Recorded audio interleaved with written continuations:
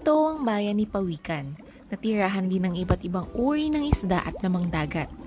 Maaliwalas, malinis, masagana. Tila sumasabog ang mga kulay at buhay sa bahaging ito ng karagatan. Isang araw, namuo ang bagyo. Lumikha ito ng uli-uli. Isang malakas na puwersang nagpapaikot-ikot ng tubig at tinatangay ang lahat ng madadaanan nito.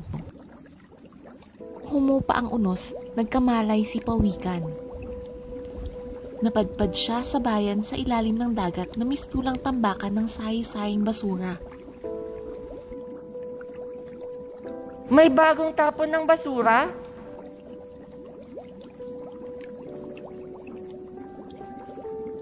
Hindi ako basura.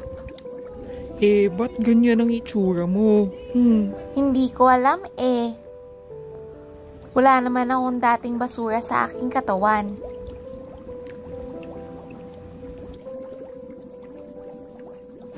Huwag ka nang magmalinis pa. Katulad mo na kami ngayon. Kailangan kong makabalik sa aking bayan. Kaya mo bang gumalaw?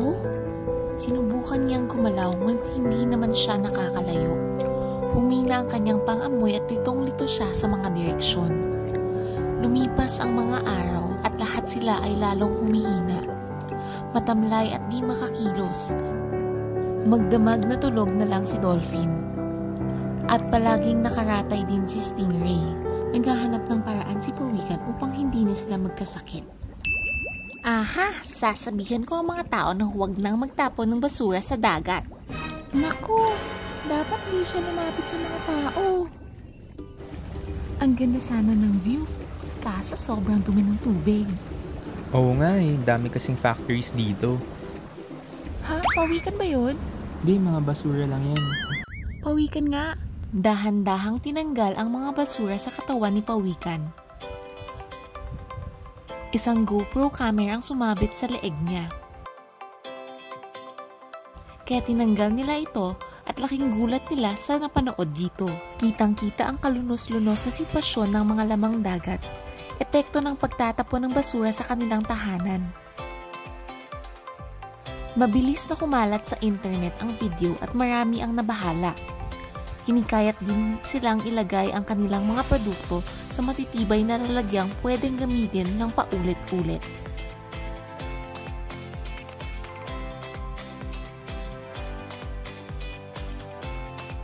Umusbo ang panawagan na itigil na ng malalaking kumpanya ang paglikha ng mga plastik na pang-isahang gamitan lamang. Nagkaroon din ng mga mas istriktong regulasyon ang gobyerno tungkol sa pagtatapon ng basura. At unti-unti, mas nagkaroon pa ng malasakit at pagmamahal ang mga tao sa karagatan.